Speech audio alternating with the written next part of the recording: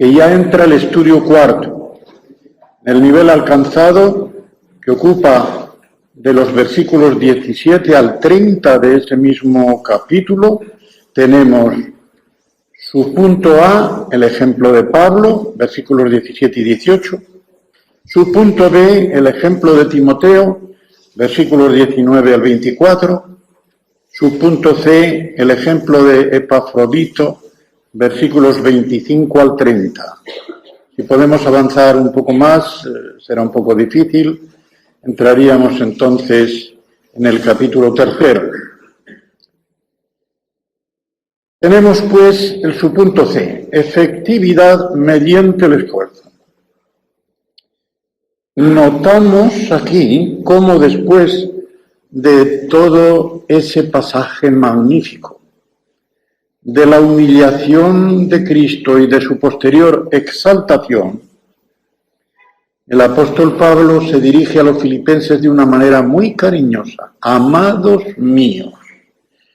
Por tanto, que dice aquí propiamente, el adverbio que hay aquí, hoste o conjunción, más bien significa en vista de esto, de tal forma, en vista de esto, hasta tal punto esto influye en lo que voy a decir. Eso es lo que suele significar esta conjunción hoste, es una conjunción consecutiva. De la misma manera dice, que me habéis obedecido siempre, siempre. Y aquí entra incluso la primera obediencia que hace una persona al convertirse, que es la obediencia de la fe. Más que la obediencia a la fe, al mensaje, a la fe objetiva, significa ni más ni menos que la fe, el creer, es ya una obediencia. Dios invita, interroga, cuestiona a la persona. La pone ahí en la alternativa. Y el hombre, al responder afirmativamente, obedece. Los filipenses, los creyentes de Filipos, habían obedecido ya, en primer lugar, al apóstol Pablo, mejor dicho, habían obedecido al mensaje que el apóstol Pablo había predicado allí, diciendo, creo, recibo al Señor como mi Salvador personal. Ya era esta una obediencia. Podemos ver toda la secuencia de aquello en Hechos 16, desde el versículo 14 hasta el 32. Y por esta obediencia de la fe, esta frase, la obediencia de la fe, sale dos veces en Romanos 1:5 y al final de la carta 16:26. A mí no me cabe duda que significa que la fe es una obediencia. Y así había surgido la iglesia de Filipos, de esa obediencia. Pongo aquí, compárese con Romanos 6, 17, 16, 19. Y ahora espera de ellos esa misma obediencia.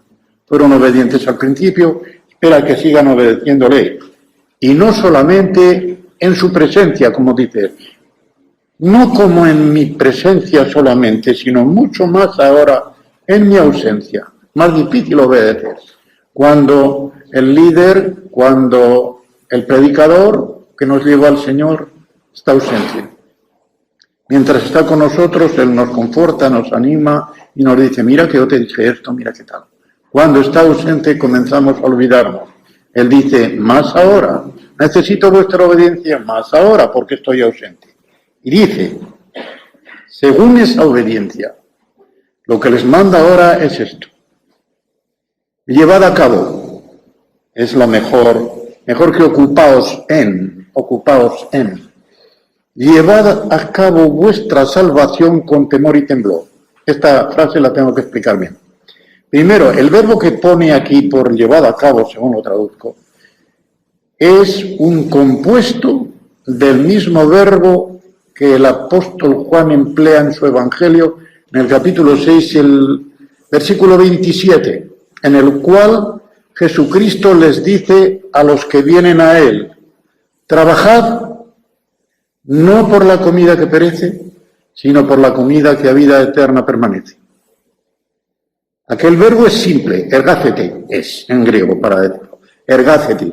Pues este es catergácete.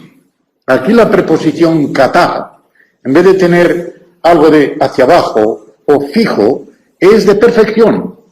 Llevar a cabo esa obra, la obra de nuestra salvación. ¿Qué clase de salvación? Ya he explicado aquí que otro día que la palabra salvación puede entenderse en tres sentidos. En la primera etapa, unida con la justificación. En la segunda, unida con la santificación. La tercera, unida con la glorificación. Y ya di ejemplos bíblicos de las tres. Pues aquí es de la santificación. Ellos ya eran salvos en cuanto a la justificación. Luego, llevada a cabo esta salvación, es llevada a cabo la obra de la santificación, que es una salvación continua. Pero eso de vuestra eautón no es egoísta. No es egoísta. Lo que quiere decir, a la vista precisamente de los versículos 5 al 11, es que esa ocupación ha de ser una preocupación mutua.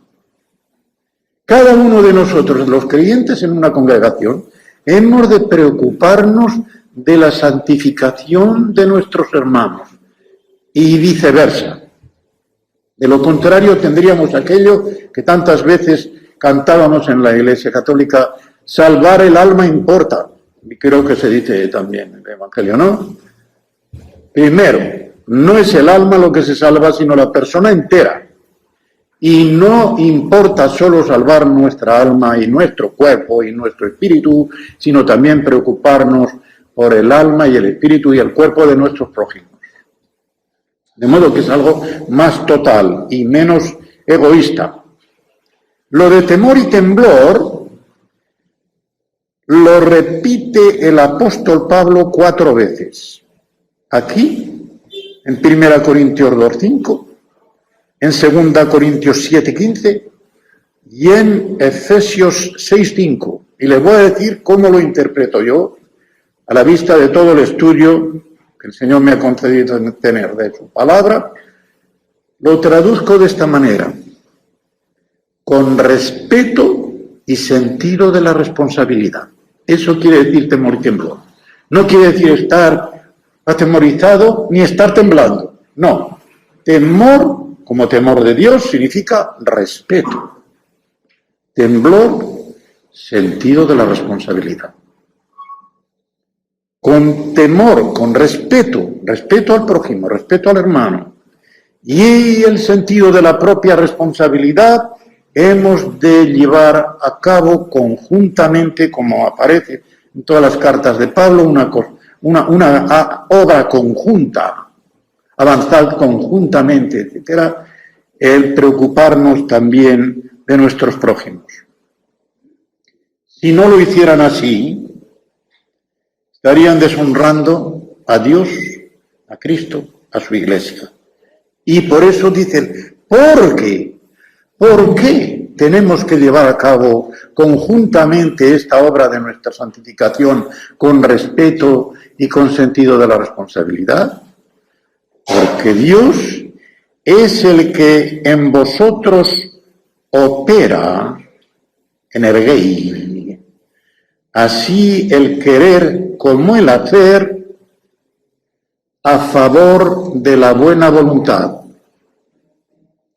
La buena voluntad en este caso, muy probablemente por la preposición hiper, no es la buena voluntad de Dios, sino la buena voluntad de los filipenses. Por lo tanto, lo que aquí quiere decir, Dios es el que en cada creyente y en la congregación entera está obrando de tal forma que solo conectados con Él, dependiendo de Él, dependiendo del poder de Dios, podemos trabajar y llevar a cabo esa obra mutua de la santificación. Y también significa que Dios respalda con su autoridad divina e infinita esa buena obra que se está llevando a cabo en la Iglesia. Él la respalda. Energeia es la fuerza en acción y el verbo que se deriva de ahí, energei. Este verbo sale en 1 Corintios 12:6, aplicado a que Dios el Padre es el que opera energei en todas las actividades que se llevan a cabo en la Iglesia. Pero cosa chocante, es el mismo verbo que en Efesios 2:2 se aplica a la operación del diablo en los que están sometidos a él. El príncipe de este mundo, el que opera en los hijos de desobediencia. De modo que la fuerza puesta en acción que el diablo hace con los suyos tiene el mismo verbo que se aplica a Dios el Padre con la fuerza en acción que él pone en actividad respecto de los suyos. Esto es muy iluminador. Esto que él pone es una actuación en el querer y en el hacer, pero no quiere decir, como algunos lo interpretan, que Dios está metiendo ahí, forzando de alguna manera, a que tú hagas esto, a que tú quieras. Es decir, él no opera el querer, el acto de querer y los actos de hacer. Lo que opera es poniendo su fuerza activa, reactivando al creyente y a la comunidad entera, en tal forma que lo que la Iglesia y cada creyente quiere y hace, lo quiere y lo hace en virtud de la energía con que Dios le capacita. Pero Dios no le fuerza, Dios no empuja a que aquello se quiera o se haga, porque de lo contrario no habría ninguna Iglesia imperfecta. Si es Dios el que actúa en esta forma, Dios infaliblemente llevaría a efecto lo que quiere. Pero no, deja esa capacitación como en un depósito y ahora nosotros como canales le damos una salida por aquí o por acá. O resistimos y ponemos una barrera y no ejercitamos la energía que Dios pone en nosotros o le damos paso. Yo no entiendo otra manera de interpretar esto. Y los que le interpretan en forma monarquista creo que están completamente equivocados y además, como digo, es un absurdo el que se establece. He dicho que el original favorece la interpretación a favor de la buena voluntad, porque si fuera la suya no tenía por qué poner la preposición hiper, que significa a favor de. A favor de. Tenemos ahora lo que no deben hacer para que esto siga bien.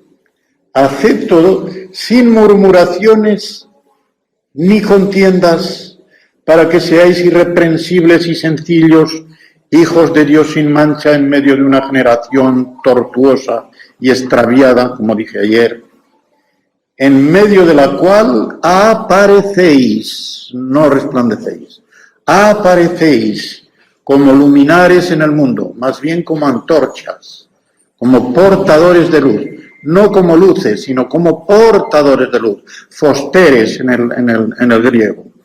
Bien, estos vicios de murmuración y de contienda son los que estropearon la vida espiritual del pueblo de Israel mientras peregrinaba por el desierto a la tierra prometida. Estos precisamente le dañaron a Israel. Tengo aquí algunas citas. Por ejemplo, vean Éxodo 16:7 y Números 11:1. El verbo que aquí es muy expresivo. Es como suele decirse la figura onomatopeico. Es onomatopeico. Suena a lo mismo que expresa. Gongismos. ¿Verdad que suena? Refunfuño. La mejor traducción, en vez de murmuración, aquí es refunfuñar, que también es onomatopeico, ¿verdad? Pues gongismos. Aquí está en el griego. Gongismos. Refunfuño. Compárese con 1 Corintios 10:10 porque allí está el refunfuño de los israelitas durante su peregrinación por el desierto. La contienda aquí no es el vocablo general eris eridos, es dialogismos. que en realidad significa discusión lógica, dialéctica, como suele decirse hoy. Esto insinúa algo más profundo. Por eso yo he puesto, si los dialogismos significa litigaciones, entonces tendríamos en la iglesia de Filipos un vicio muy grande, parecido al que ocurría en la iglesia de Corinto. Recordaréis que en 1 Corintios 6, una de las cosas que el apóstol le recrimina es que los pleitos que tienen entre sí los llevan a los tribunales civiles en vez de solucionar las cosas en paz dentro de la iglesia. ¿Es que no tenéis entre vosotros quien pueda hacer de árbitro de paz? Y tenéis que ir a los de fuera, a los de fuera. No os da vergüenza. Entonces tendríamos esto si la palabra dialogismos, como parece ser, significa litigación. En ese caso, aquella rivalidad, aquella vanagloria, aquellas contiendas que veíamos ayer habrían llegado a un extremo muy grave. En el versículo 15 vemos que puede verse entre líneas un contratestimonio que eso ofrecía. Para el mundo era un testimonio contra, un contratestimonio. Es decir, si el testimonio es algo que hace atractiva la fe en el Señor Jesucristo, el contratestimonio la hace repulsiva. Tira para atrás en vez de atraer para adelante. Y esto es lo que parece que se indica aquí. Y dice, mirad, si las cosas se hacen sin refunfuños y sin litigaciones, de esta manera seréis irreprensibles. Irreprensibles, que es la misma palabra que sale cuando él está diciendo en el capítulo 3, creo que es en el versículo 6, por ahí, en cuanto a la justicia que es en la ley, irreprensible, amentos, irreprensible. Pero aquí el contexto es distinto. Lo que Pablo en 3:6 está diciendo es que en lo que afecta al cumplimiento externo de la ley, a él no se le podía decir nada. Pero aquí ya no es eso. Aquí la cosa sube de punto. Irreprensible no en cuanto a legalista, sino irreprensible en cuanto a creyente. Irreprensible en cuanto a creyente. Es algo más. Y tienen que poner orden en esa casa para ser irreprensibles y así que puedan presentarse, no brillar, el verbo no es fanein, está en pasiva, fainestai, que significa aparecer, no brillar, y aparecer como antorchas, portadores de luz. Esta palabra sale en Génesis 1, 14, 16, que son los luminares celestiales. En los 70, saben que es la traducción griega del Antiguo Testamento, fosteres es allí la voz que sale igual que aquí. En Génesis 1, 14, 16 y también sale en Apocalipsis 21, 11. También sale allí. Los otros únicos lugares en que este vocablo aparece en toda la Biblia. No aparece ya más. Solamente en estos 4 lugares. La idea está de luminares, o en el sentido de portadores de luz, como antorcha o como quien lleva, incluso los de Gedeón, cuando se lanzan, cuando llevan aquellas luces en los cántaros opacos, había que romperlos para que se viera la luz en realidad. Así somos nosotros. Llevamos este tesoro en vasos de barro, como si fuéramos una candela opaca, como es nuestra carne, pero dentro hay una luz. Y esa luz tiene que brillar por encima de las paredes del vaso. Eso es el ser fosteres. Entonces, como discípulos de Cristo, que es la luz del mundo, nosotros hemos de llevar esa luz. Él dijo, vosotros sois luz del mundo, sal de la tierra. luz para iluminar la mente, sal para preservar de la corrupción el corazón. No para que no esté corrompido el mundo, porque seguirá corrompido, sino para, de nuestra parte, hacer que se corrompa menos, que la corrupción avance menos. Este es nuestro papel en el mundo. Entre nosotros no es que la corrupción avance menos, sino que la corrupción debe desaparecer. La corrupción no debe existir en el centro de la Iglesia. Pues bien, como he dicho, la idea ya arranca de Daniel 12:3, donde Daniel dice que los que enseñan sabiduría a los ignorantes brillarán para siempre, resplandecerán para siempre como estrellas. Es curioso que cuando el apóstol Pablo, en 1 Corintios 15, al llegar allá por el versículo 34 en adelante, está comparando la resurrección de los muertos a las estrellas. Y dice, una estrella se diferencia de otra en el brillo que tiene, en la gloria que tiene, en el resplandor que tiene. Y nosotros decimos, sabiendo la astronomía, estrella de primera magnitud. Qué bien se ve. Estrella de segunda magnitud. Estrella de tercera magnitud. Un ojo avezado todavía llega. De ahí en adelante necesitas telescopio. Pues bien, también sí, cada creyente en la resurrección brillará como estrella de primera, segunda, tercera o cuarta magnitud, según pueda presentarse ante el tribunal de Cristo con mucha obra al servicio del Señor, o con poca o con nada. Para algunos hará falta un telescopio muy potente para verles el resplandor. Para otros, enseguida se verá. ¿Cómo resplandecerá el apóstol Pablo?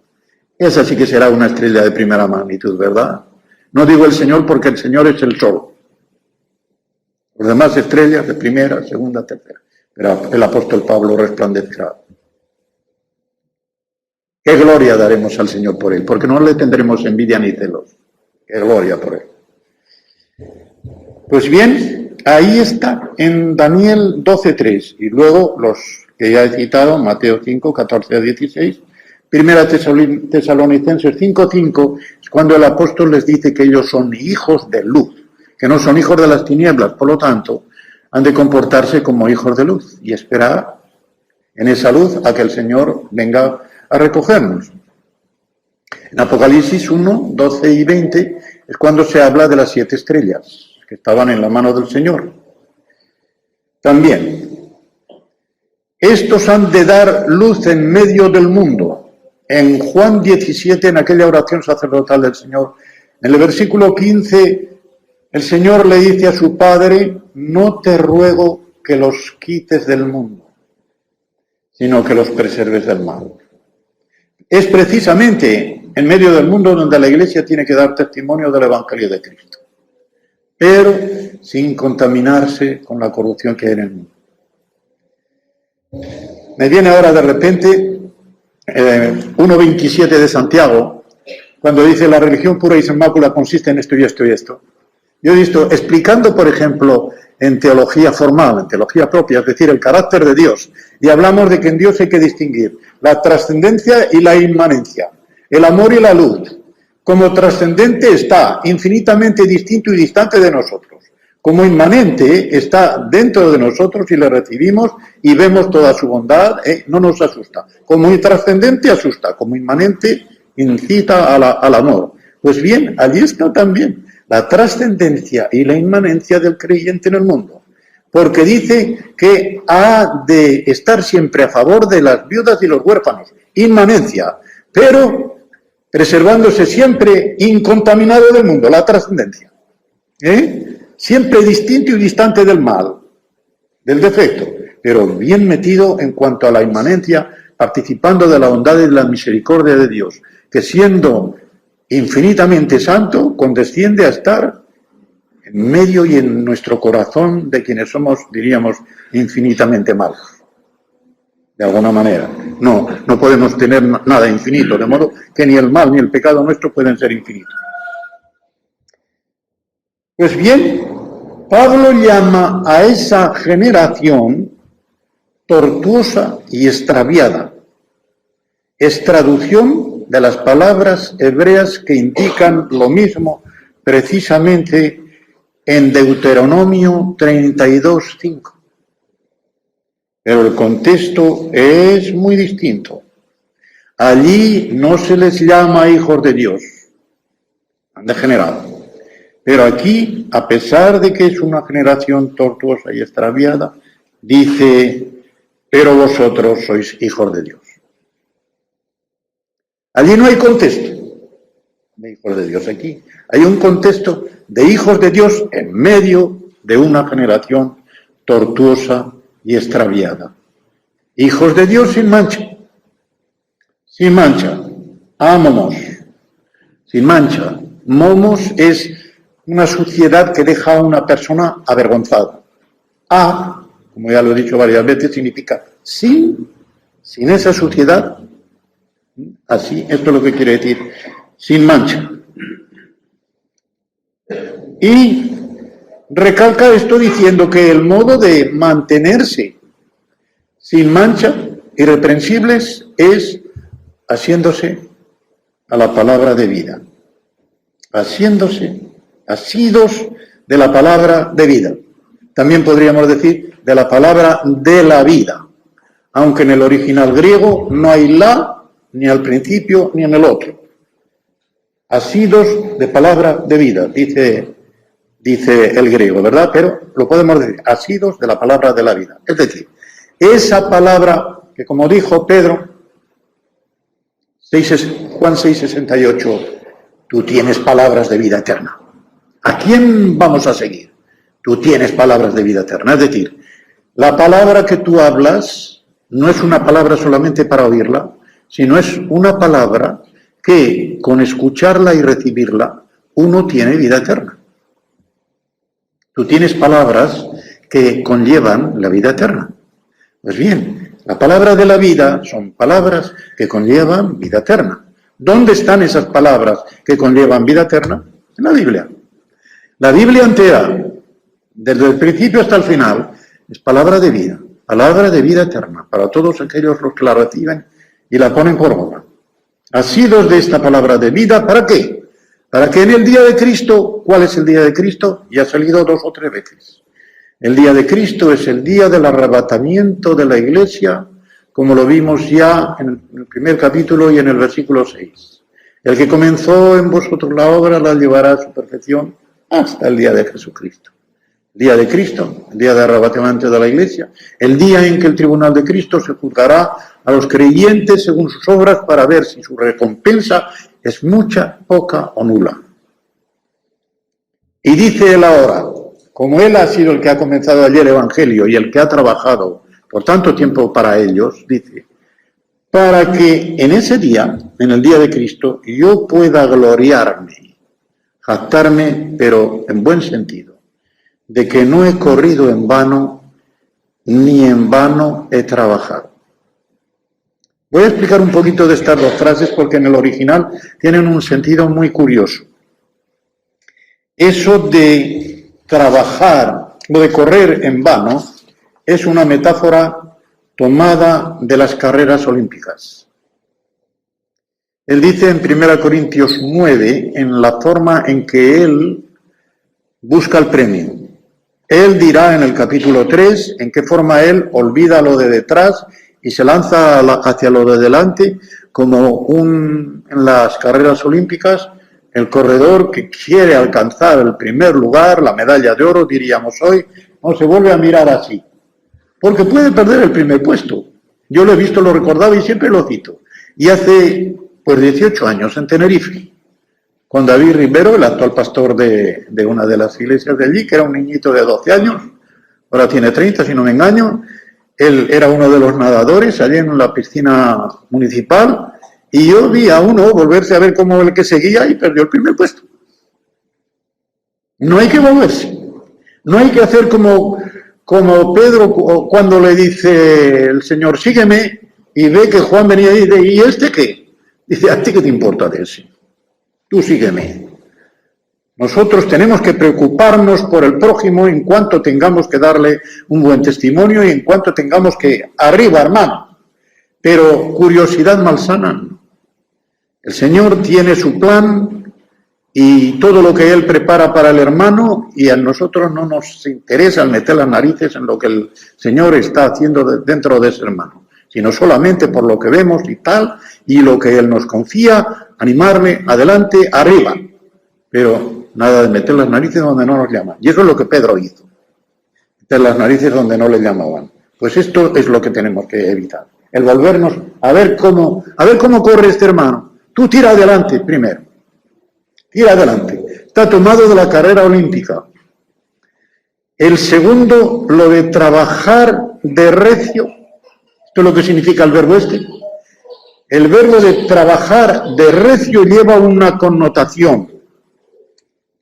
Trabajar en vano significaba una pieza de paño mal hecha, mal tejida, y que al llevarla o al mayorista o al presentarla en la tienda le dicen: no señor, no me la llevo, yo no puedo pagar por esto porque está mal terminado. Esta pieza está mal terminada. Esto es lo que indica el original respecto de la segunda metáfora. Una pieza de paño mal hecha y por ello rechazada. Y entramos en el nivel alcanzado. En el nivel alcanzado hay aquí 3 personas, de más a menos, que los filipenses pueden y deben imitar. En este nivel alcanzado está el ejemplo de Pablo primero, versículos 17 y 18. Y aunque sea derramado en libación sobre el sacrificio y servicio de vuestra fe, me gozo y regocijo con todos vosotros. Y asimismo gozaos y regocijaos también vosotros conmigo. ¡Qué preciosidad! Lo que aquí quiere decir el apóstol Pablo es algo muy solemne y muy sagrado.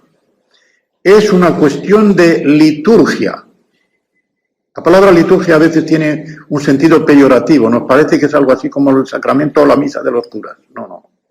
Liturgia, como leiturgos, que es el que efectúa eso, la liturgia.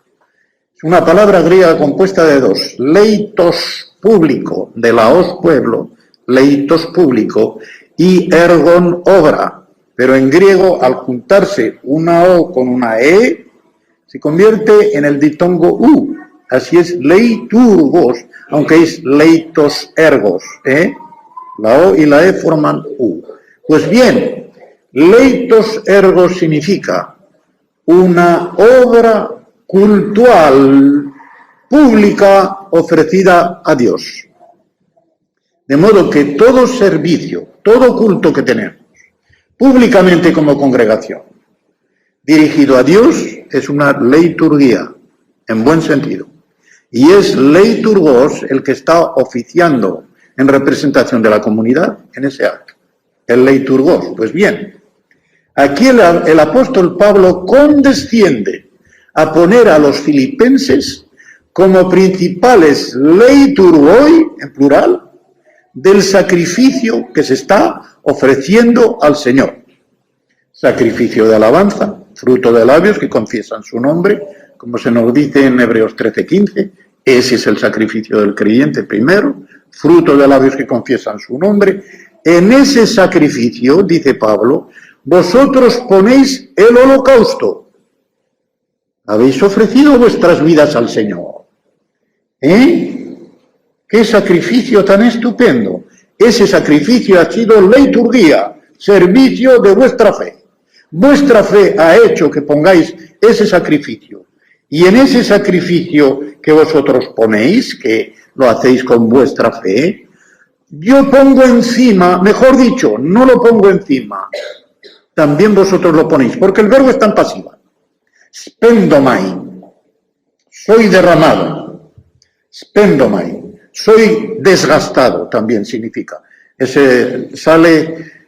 El verbo este sale en el capítulo 11 de 2 Corintios, cuando el apóstol Pablo dice: yo por mi parte gastaré todo lo mío y aún me desgastaré a mí mismo por vosotros, aunque amándoos más yo sea menos amado.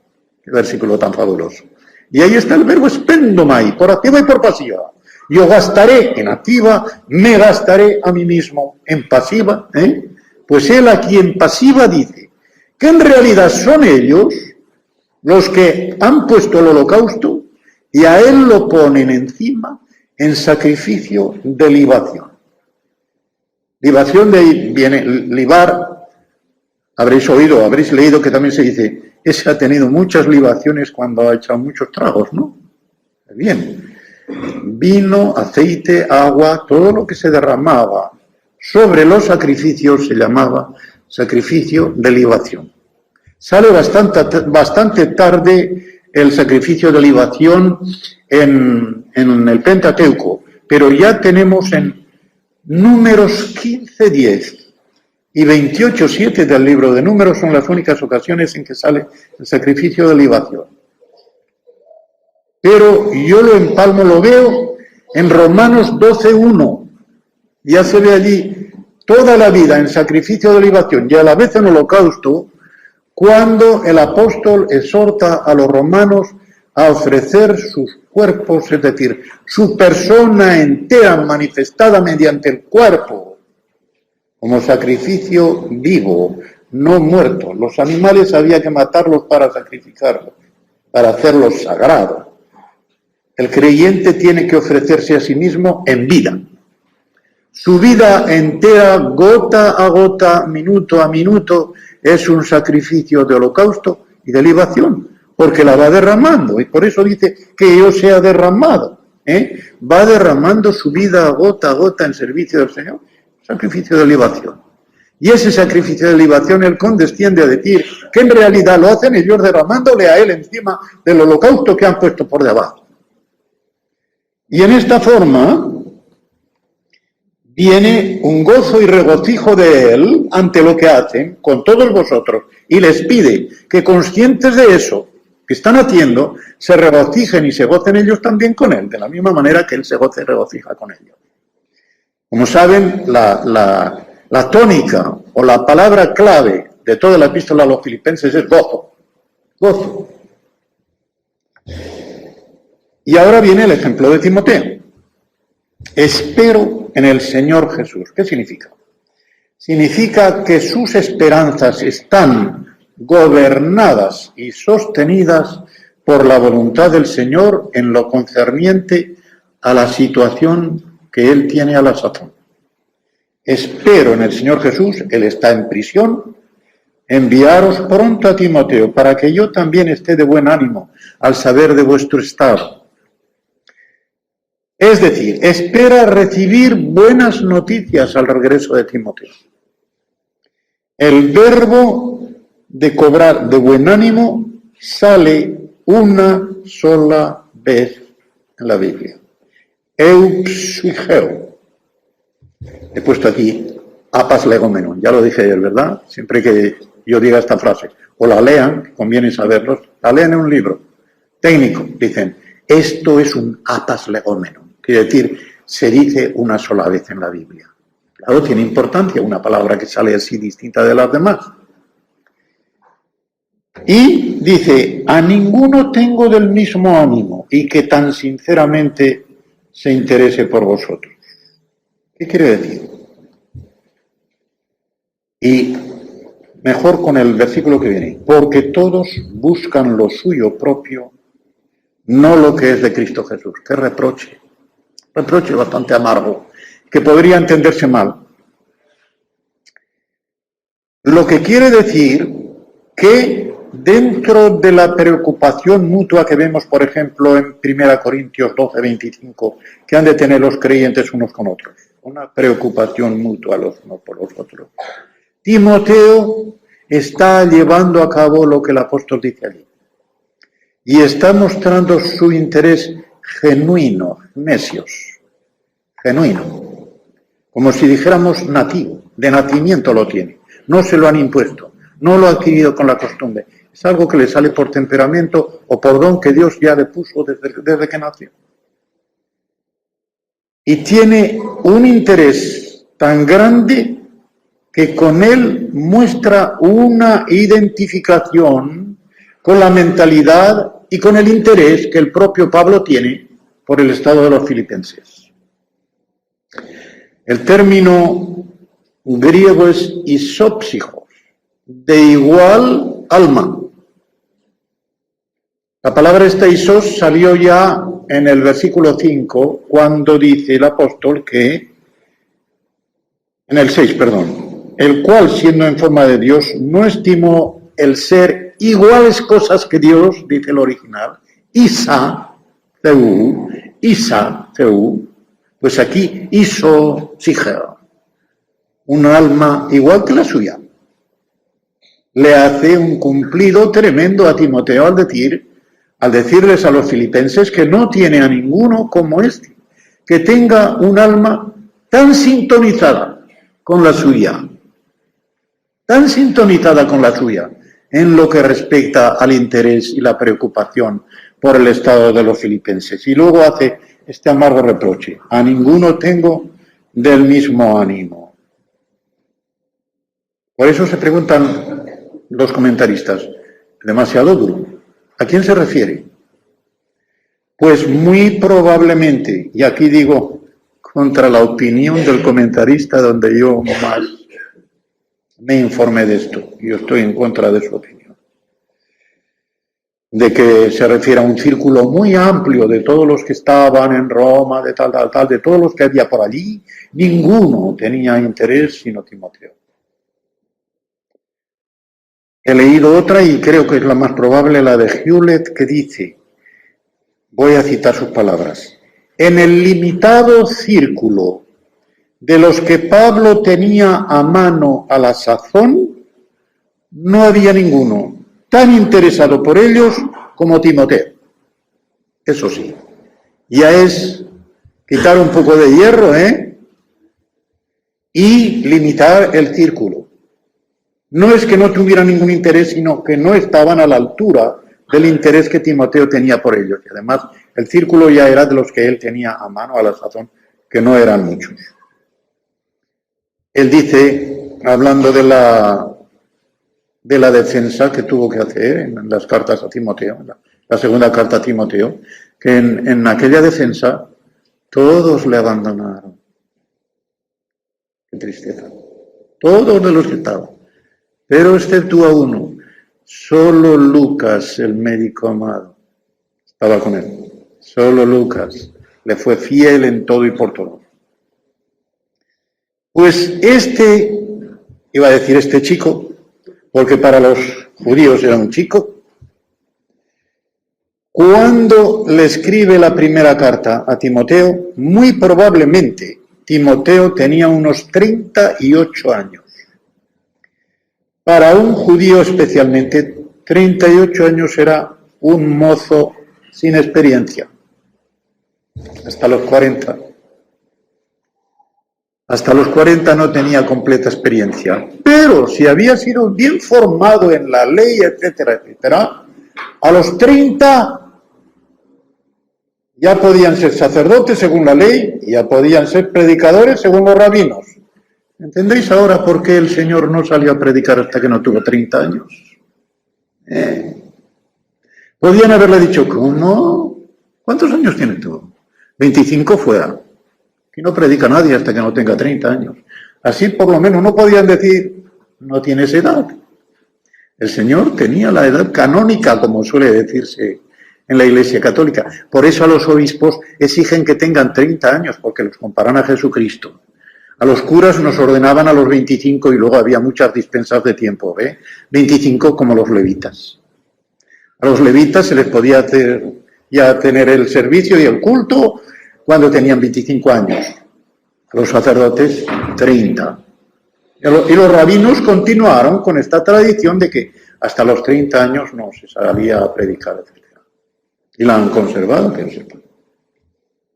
Pues bien, él tendría unos 38 años, pero el apóstol le dice en 1 Timoteo 4:12 que nadie tenga en poco su juventud. Que por cierto, y no voy a decir dónde, la juventud de una iglesia, este versículo lo sacó de su contexto y decía que los ancianos no tenían que tener en menos a la juventud. Qué mal cuando se sacan las cosas de su contexto, ¿verdad? Lo que quería decir, mira, vas de anciano, vas de pastor, Que los demás ancianos, que algunos tendrán 60 y quizás 70 años, que no digan, este chicuelo viene aquí a imponerse.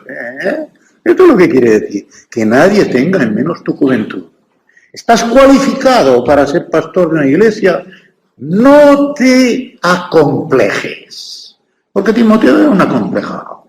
Por naturaleza, se ve que lo era. Y parte había biológica, no cabe duda, porque sabemos por el propio apóstol Pablo que era débil físicamente, que era enfermizo, especialmente enfermo del estómago, seguramente tenía una úlcera de estómago tal, y por eso el apóstol Pablo le dice, mira, no tomes agua, hijo mío, bebe vino, un poco de vino, dice, no dice, emborráchate, un poco de vino a causa de tus enfermedades. Yo a veces lo necesito y para que ningún hermano se escandalice, digo, yo padezco la enfermedad de Timoteo. Para que no se escandalice ninguno, porque estoy diciendo la verdad como estoy delante del Señor. Como estoy delante del Señor. Pues bien, tenemos esto, su juventud, su timidez, que ya he nombrado antes, se ve también porque este chico necesitaba, según le dice el apóstol en la carta segunda, que tiene que reavivar el fuego del don de Dios que le fue otorgado mediante la imposición de las manos del presbiterio, es decir, de los ancianos, y también dice de mis manos. Por cierto, en 1 Corintios 10, 33 y 13, 5 sale el mismo verbo que aquí. Y tenemos por el versículo 22 que les dice, pero ya conocéis los méritos de él, que como hijo a padre ha servido conmigo en el Evangelio. Los filipenses lo sabían, conocían a Timoteo y conocían su carácter probado, dokimen en griego, es lo que dice el original. Como hijo a padre indica no precisamente la diferencia de edad, aunque la había, sino que Timoteo había sido convertido mediante el ministerio de Pablo. En este sentido, se suele decir algunas veces mi hijo espiritual, una persona a la cual Dios ha empleado el ministerio de él para convertir a dicha persona, mis hijos espirituales, etc. Pablo podía decir con toda verdad que Timoteo era hijo suyo espiritual porque había sido convertido mediante su ministerio. Nótese el giro que da al emplear ese verbo, ha servido conmigo, eduleusen, con lo cual da a entender que ambos, tanto él como Timoteo, ya sin ninguna diferencia, eran consiervos de Dios para la extensión del Evangelio. Como dice Ralph Martin, que tiene, ya lo he dicho otras veces, un buen comentario a esta epístola a los filipenses, en la Iglesia la única base para el puesto y el honor es el servicio a la causa de aquel que tomó la forma de esclavo y estuvo entre los suyos como sirviente. Puede verse en Lucas capítulo 22 y el versículo 27. Y continúa en el versículo 23. A este pues espero enviaros.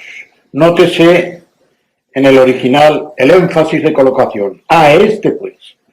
Y lo hará tan pronto como sepa en qué paran sus asuntos, porque su actual situación es incierta. Esto es lo que quiere decir cuando habla de que luego que yo vea cómo van mis asuntos.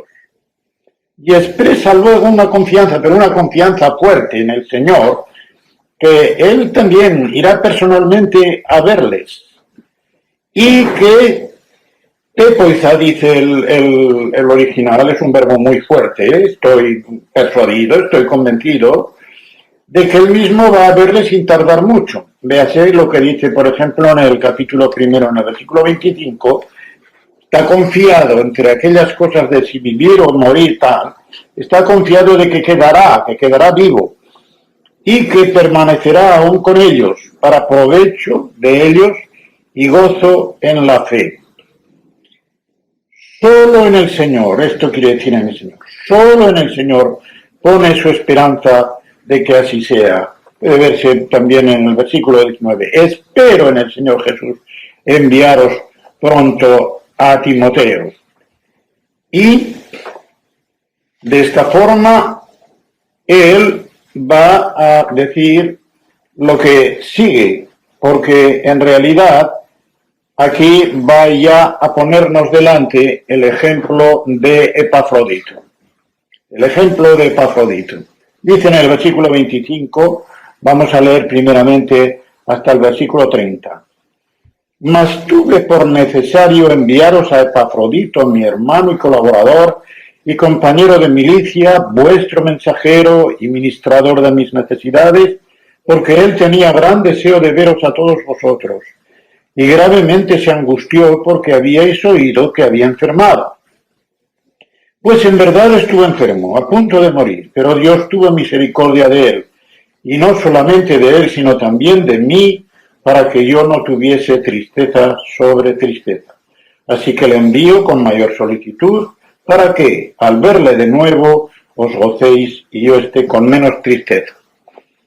Recibidle pues en el Señor con todo gozo, y tened en estima a los que son como él, porque por la obra de Cristo estuvo próximo a la muerte, exponiendo su vida para suplir lo que faltaba en vuestro servicio por mí.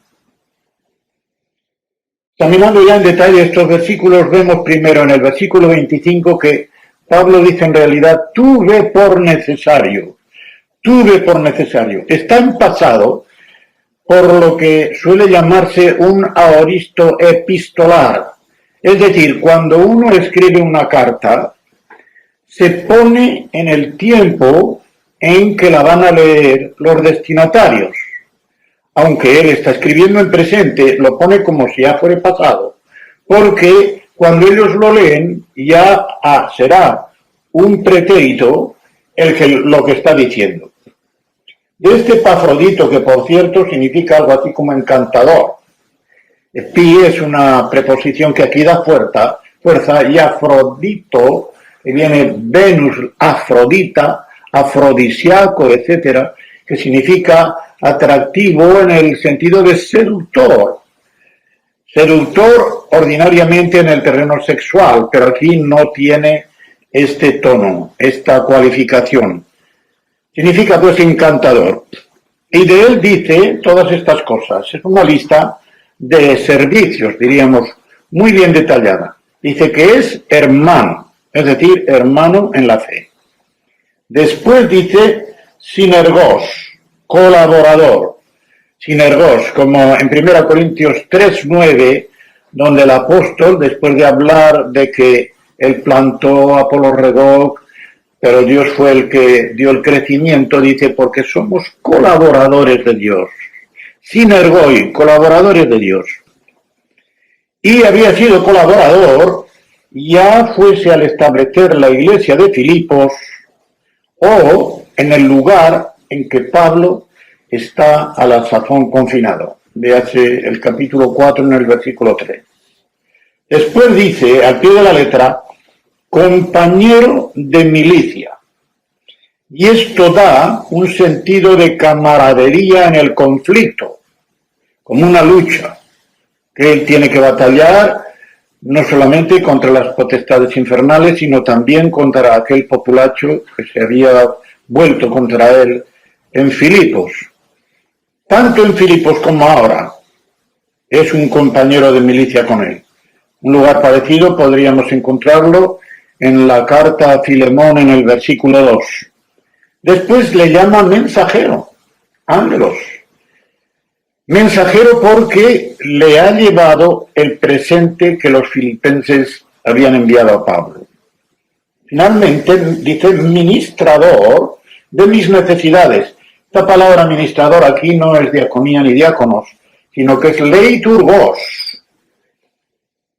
Comporta, me parece que ya lo he dicho otra vez, la idea de algo sagrado, cultural. Es un sacrificio que ellos han ofrecido y que se lo presentan a él como si fuera el Señor. Puede verse el versículo 17. Aunque se ha derramado en libación sobre el sacrificio y servicio de vuestra fe, allí quedó explicado todo esto. También podemos ver algunos otros versículos de otras epístolas que tienen alguna relación con lo que estoy diciendo. Por ejemplo, Romanos, en el capítulo 15, los versículos 16 y 27. Y en 1 Corintios 9, 12. Y ya en el versículo 26 vemos que los filipenses se habían enterado de la grave enfermedad que había padecido Epafrodito. Y al saber esto, al saber que los filipenses se habían enterado de su enfermedad, Epafrodito se llenó de nostalgia. Dice, tenía gran deseo de veros. El epipozón, dice el original, que es sentir una gran nostalgia. Y se llenó de angustia. El verbo que hay aquí, ademonón, es precisamente el mismo verbo que usan los evangelistas Mateo y Marcos, Mateo 26, 37 y Marcos 14, 33, al hablar de la agonía del Señor Jesucristo en el huerto de Getsemaní. Y en su raíz, este verbo, ademo, significa estar ausente del pueblo, es decir, fuera de su pueblo, fuera de su casa, fuera de su hogar. Los versículos 27 y 29 no tienen ninguna dificultad. Vuelvo a leerlos. Estuvo enfermo, a punto de morir, cerca de morir, pero Dios tuvo misericordia de él. La palabra para misericordia suele ser eleos, y es la palabra que entra en limosna. En griego, limosna, viene esta palabra. No solamente dice Pablo, tuvo misericordia de él, no, también de mí. Porque si Epafrodito hubiese muerto, entonces la tristeza que Pablo tenía por la situación amarga en que se encontraba preso habría sido aumentada, y por eso dice él, para que yo no tuviese tristeza sobre tristeza, es decir, una tristeza encima de la otra que yo tenía. Y continúa diciendo que por eso le envía con mayor solicitud, con mayor diligencia, con mayor urgencia, podríamos decir, para que le vean cuanto antes. Y al verle de nuevo, se gocen, y él, por su parte, dice, esté con menos tristeza. Recibidle, pues, en el Señor, continúa, con todo gozo, y tened en estima a los que son como él, porque por la obra de Cristo estuvo próximo a la muerte. Epafrodito arriesgó su vida, echó su vida a la cuneta, paraboleusámenos. Ahí tenemos el verbo ballo, que significa arrojar. Paraballo, arrojar junto a, pues bien, aquí es el participio de aoristo masculino singular, paraboleusámenos, habiendo arrojado la cuneta, habiendo arriesgado su vida por la obra de Cristo. Al pie de la letra, diato ergon, a causa de la obra de Cristo. ¿Cuándo había arriesgado su vida Epafrodito?